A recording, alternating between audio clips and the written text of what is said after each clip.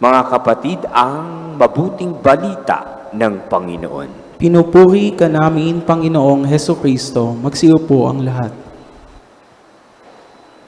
Pag napunta ka sa gawing paumbo o kaya sa Malolos, o pag napunta ka sa gawing Ubando, yung mga tao, meron silang punto pagka nagsasalita. No? Kaya nung minsan sumakay ako sa bangka doon sa may Ubando, nakita ako ng mga tao, sabi nila, Father, kasakay pala namin kayo sa bangka, sigurado hindi ito lulubog. No? Sabi ko, paano po kayo nakasigurado? Paano kung lumubog po tayo, kasama niyo pa naman ako? No? Malambing sila magsalita, mahinahon, malumanay, at may diin. At para bagang pag narinig mo silang magsalita, parang hindi sila marunong magalit. No? Kaya merong isang lola nagagalit sa kanyang apo. Ang sabi niya, Apo, tumigil ka na, baka gusto mo mapalo kita. Bibilang ako ng 3, 1, 2, 3. No? Galit na yung lola sa apo, pero mahinahon pa rin magsalita. No? Nakakatuwa yung ganung mga tao. No, kahit anong gawin mong pang-iinis at pangbubus ka, kahit na magalit, parang hindi pa rin nagagalit. Meron nga kayang mga taong hindi marunong magalit. Meron nga kayang mga taong laging mahinahon at hindi man lang marunong magtaas ng boses o ng kanyang pananalita. Wala sigurong ganon. Sapagkat maraming tao mabilis magalit, madaling gumawa ng galit. No? At pag nagalit, talaga namang matinding magsalita, magbitaw ng salita, at masasaktan ka pa kung minsan kapag matindi at sobra yung galit na kanyang nararamdaman. Meron siguro pinipigil yung galit o kaya lumalayo o nagtatago na lang sa kwarto para hindi na makasakit. Pero mahirap pag pinigil mo yung galit mo. Parang maiihi ka niyan pag pinigil mo yung ihi mo, baka magkasakit ka. Kapag pinigil mo yung galit mo, baka magkasakit ka rin sa puso at mauna ka pang mamatay. Kaya mas normal na ikaw ay nagagalit. Kung meron kang dapat ikagalit, ilabas mo lang yung sama ng loob mo. Kaya merong iba pumupunta pa sa itaas ng bundok, doon pa sumisigaw. Inilalabas lahat ng galit sa kanyang puso. Lahat ng ikinikim-kim niyang galit at sama ng loob, gusto niyang ipagsigawan para mawala na sa kanyang puso at kalooban. Kung may mga taong nagagalit, may mga taong hindi agad-agad nagagalit, tunay nga, paano natin maiiwasan ang magalit?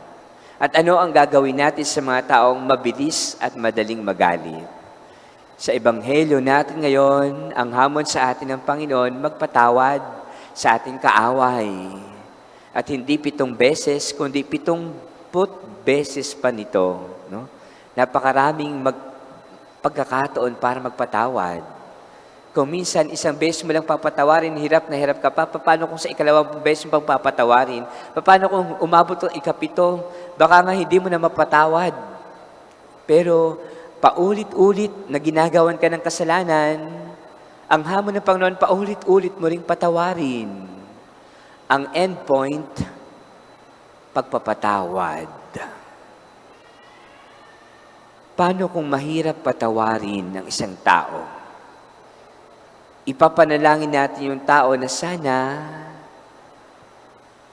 magbago, na sana magsisi, na sana makita ang liwanag at makita lagi yung mabuti. Sapagkat kaya siguro lagi nagagalit, baka ang nakikita ay yung kapintasan, yung kasalanan, yung pagkukulang. Pero matututo kang magpatawad kung makikita mo rin naman yung kabutihan, yung kalinisan, at mangingibabaw sa iyong puso ay yung pagmamahal. Meron ka na bang nakagalit? Meron ka na bang nakaalitan? Meron ka na bang nakaaway? Kani-kanina lang kahapon o nung 1 linggo? Kapitbahay mo ba? Asawa mo ba? Magulang mo ba, anak mo ba, o kaibigan mo ba? O taong hindi mo kakilala? Saan nagsimula yung galit? Papaano ka nagalit? Kung minsan may mga taong nagalit kanina, pero mamayang hapon wala na. Kung minsan may mga taong nagalit kanina, pero hanggang kinabukasan galit pa. Kung minsan umaabot ng 1 linggo, 1 buwan, 1 taon yung galit niya. Lalo na pag naalala ulit, nananariwa, nagngingit-ngit ulit sa galit, na para bang gustong manakit at makasakit at makapatay ng tao. Paano natin maiiwasan ang laging nagagalit sa kapwa? Daanin mo sa dasal, sa panalangin. Ipanalangin mo ang mga tao na ito na sana'y hindi na magagalit. Maging ikaw sa iyong sarili. Sapagkat kapag nagdadasal ka, binibigyan ka ng Panginoon ng biyaya upang maging mahinahon, magkaroon ng kapayapaan, magkaroon ng kagalakan sa puso, pagmamahal. Sana kapag nagsimba, kapag uwi mo sa inyo, bitbit mo'y kapayapaan at kagalakan sa iyong puso't kalooban. Mahirap yung bago ka magsimba, meron ka munang inaway. Tapos sabihin mo sa kanya, magsisimba lang ako. Pagkatapos magsimba, babalikan kita, hindi pa tayo tapos. No? Sana, sa tuwing tayo nagsisimba, binibigyan tayo ng pagkakataon ng Panginoon para maging mapagpatawad, maging mahaba ang pasensya at pag-unawa, at maging mahinahon at malumanay. Minsan kapag may nakipag-away sa'yo, makikipagbati ka, hingi ka ng sorry, tatanungin mo, galit ka pa ba? Nasasagot siya, hindi na ako galit. Pero nakataas ang boses, pero nakasumalmal ang muka. No? Hindi ka nga galit, pero mukha ka namang galit. No?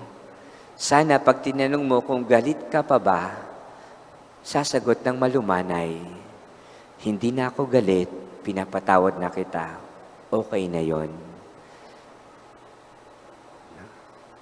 Sana nga matuto tayo at matutuhan natin kung paano magpatawad at paano magkaroon ng kapayapaan sa ating kalooban. Sasabihin mo na kapag patawad ka na, pero parang hindi ka pa rin panatag ang iyong loob. Nakapagpatawad ka na, pero parang lagi mong nababalikan yung kasalanan ng kanyang ginawa sa iyo na hindi mo kailanman mapapatawad sa iyong buhay. Tunay nga na sa ating panalangin, sa ating pagdinilay, may mga taong mabilis magalit. May mga taong mataas ang tono ng boses, sumisigaw, pero hindi naman galit. Normal lang pala yun sa pamilya nila. Kaya pag nag-usap sila sa bahay, lahat pasigaw. Kulang na lang maghagisan ng baso, kutsara at tinidor, at plato at pitsil. No? Pero hindi naman pala galit. Normal lang pala sa kanila yung malakas ang boses at sumisigaw. Pero kapag may isang tao kang kakausapin at makikipagkasundo ka, dapat malumanay ang iyong tono ng pananalita. Sapagkat ikaw na yung nagpapakumbaba, ikaw na yung humihingi ng tawad, ikaw na yung nagbubukas ng iyong puso upang makipagkasundo at hindi makipag-away muli. Ugaliin natin na maging mahinahon, maging mababang loob, at maging mapagpasalamat sa Panginoon.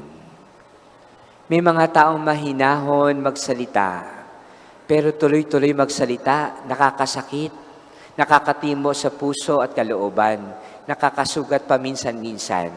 Malumaning ang magsalita, pero asar na asar ka na sa kanyang mga salitang binibitawan. Kung minsan dinadaan yung salita sa kahinahunan, pero tumutusok naman sa iyong puso at kalooban. Dinadali ka na pala sa mga salitang kanyang binibigkas at binibitawan. Pero ang mahalaga, mahinahon. Sabihin mo ulit yung salitang yon, pero galit ka, baka hindi ka pakikinggan. Pero kapag ka mahinahon ka, baka pwede ka pang pakinggan. Baka pwede pa niyang tanggapin ang mga salitang iyong binibitawan. Kung lahat ng tao sa paligid mo galit sa iyo, baka hindi mo na sila babalikan.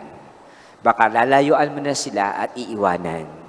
Pero kung merong isang tao na handang makinig, handang maging malumanay, handang tumanggap ng lahat ng iyong kamalian, mauunawaan mo na hindi pa huli ang lahat para ituwid at itama ang iyong naging pagkukulang. Sana nga sa ating panalangin, sa ating banal na pagdiriwang, turuan tayo ng Diyos na paulit-ulit, hindi sa pagkakasala, kundi paulit-ulit na maging mabuti, maging mahinahon, maging mapagpatawad, maging mapagmahal, at maging mapagpasalamat sa Diyos. Amen.